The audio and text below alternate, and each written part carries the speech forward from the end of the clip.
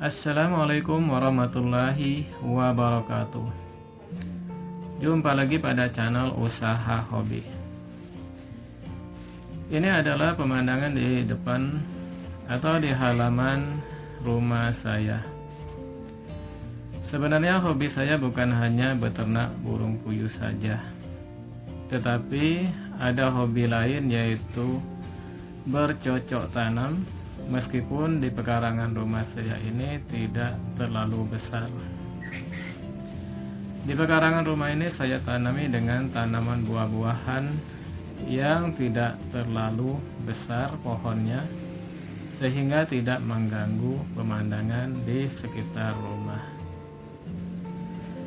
Pada video kali ini saya akan membahas tentang review pakan fermentasi yang telah saya gunakan selama 20 hari ini.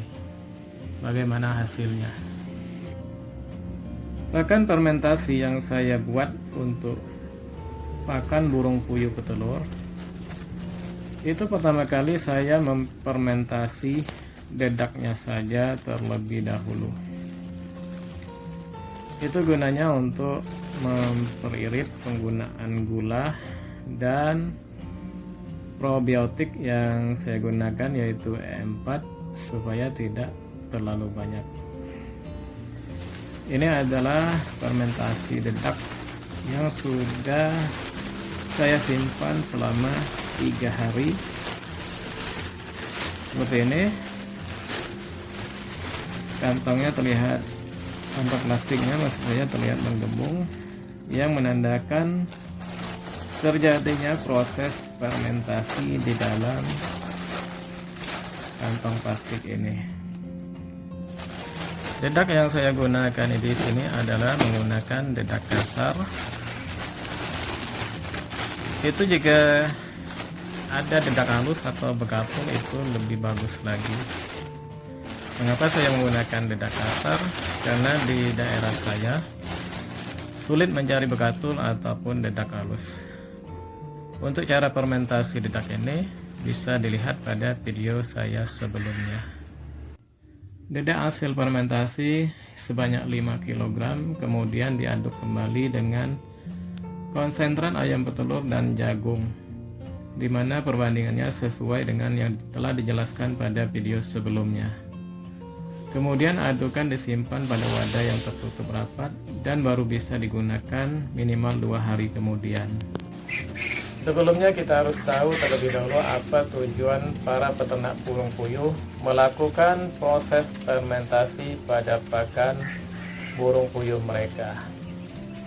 Setahu saya tujuan mereka melakukan fermentasi pakan yaitu untuk memperoleh keuntungan usaha sebesar-besarnya. Kabarnya dari proses fermentasi pakan ini bisa menghemat biaya pakan sampai mencapai 40% dari biaya pakan perharinya atau dalam satu periode produksi. Apakah itu bisa dibuktikan? Selain bisa menghemat biaya pakan, tujuan peternak melakukan fermentasi pakan yaitu bisa membuat kotoran puyuh menjadi lebih kering sehingga tidak menimbulkan bau yang menyengat. Juga konsumsi pakan dalam per ekornya bisa menjadi lebih sedikit jika dibandingkan dengan menggunakan pakan yang tidak difermentasi terlebih dahulu. Saya dengar konsumsi pakan per ekor per hari itu bisa mencapai di bawah 20 gram per ekor per hari. Bahkan pernah saya hitung-hitung, konsumsi pakan burung puyuh mereka hanya mencapai 14 gram per ekor per hari. Mari kita buktikan.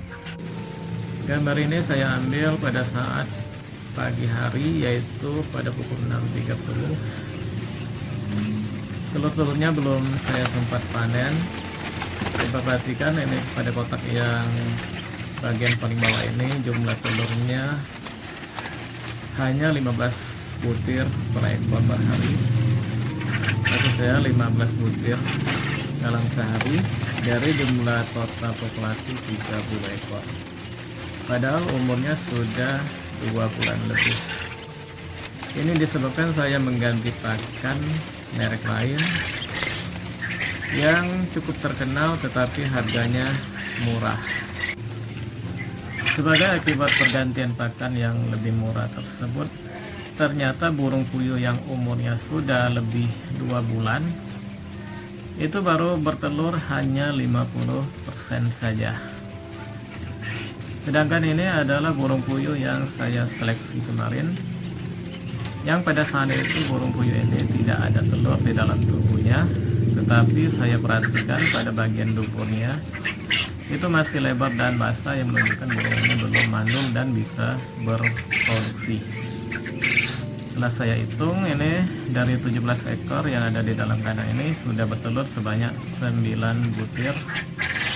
Artinya burung puyuh ini masih bisa bertelur, sehingga saya tunggu untuk beberapa waktu apakah burung puyuh ini hasilnya akan lebih produktif lagi. Bisa dilihat ini keadaan telur-telurnya belum saya pungut atau belum saya panen pada pagi hari ini, tetapi sebentar lagi telur-telurnya akan saya panen karena akan saya bawa ke pasar untuk dijual. Ini hasil panen pada hari Sabtu tanggal 12 September kemarin. Telur normalnya berjumlah 451 butir, sedangkan 2 butir telur cacat dan 2 butir telur lembek. Jadi jika kita persentasekan dari total populasi burung produktif ini sebanyak 550 ekor, maka hasilnya adalah 82%. Ini matahari pagi tepat mengenai kandang burung puyuh, sehingga kandang burung puyuh ini akan sangat panas. Sebagai solusinya yaitu saya buat tabir atau tirai yang terbuat dari plastik berwarna biru seperti ini, sehingga cahaya matahari tidak langsung masuk ke dalam kandang.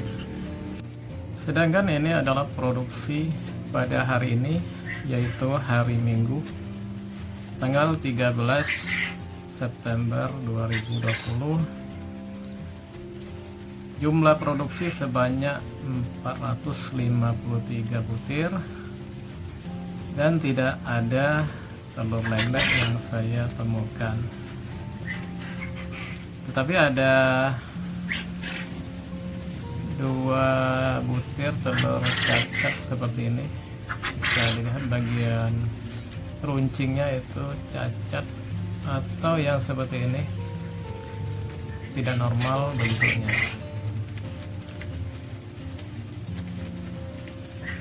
Maka telur ini akan saya sisihkan dan tidak saya jual. Angka produksi sebesar 82% itu sudah cukup baik, dimana sebelum saya menggunakan pakan fermentasi ini, angka produksi itu naik turun di bawah 80%, bahkan pernah beberapa hari hanya 70% saja. Tetapi sejak menggunakan pakan fermentasi ini, produksi burung puyuh ini cukup stabil di atas 80%. Sebenarnya angka ini akan lebih baik lagi jika 2 kandang yang saya jelaskan sebelumnya itu produksinya akan menjadi normal. Selain bisa menstabilkan dan meningkatkan produksi telur, penggunaan pakan fermentasi ini jika saya amati ternyata bisa mengurangi populasi lalat yang ada di sekitar kandang ini. Pada saat saya membersihkan kotoran, biasanya sangat banyak sekali belatung, karena saya membersihkan kotoran setiap 3 atau 4 hari sekali. Tetapi sejak saya menggunakan pakan fermentasi ini, belatungnya jauh lebih berkurang dan populasi lalat yang ada di kandang itu lebih sedikit dibandingkan sebelumnya. Tetapi dengan menggunakan pakan fermentasi ini, bisa teman-teman lihat, nafsu makan burung itu lebih meningkat, sehingga dampaknya pakan menjadi lebih boros jika dibandingkan dengan penggunaan pakan tanpa fermentasi. Tetapi sebenarnya jumlah pakan yang dimakan oleh seekor burung per hari itu tidak bisa kita tetapkan secara tetap, misalnya 22 gram per ekor per hari, tetapi bisa berubah-ubah dari 20 gram sampai 25 gram per ekor. Jika saya perhatikan, pada saat ini itu jumlah pakan perharinya sebesar 24 gram per ekor per hari, bisa menghasilkan telur sebesar 82%. Penemuan berikutnya dari penggunaan pakan fermentasi ini, kotorannya itu lebih lembab jika dibandingkan dengan penggunaan pakan tanpa fermentasi, itu lebih kering. Jadi ini kebalikan dari yang saya dengar, jika pakan fermentasi itu kotornya itu akan lebih kering, tetapi ternyata lembab.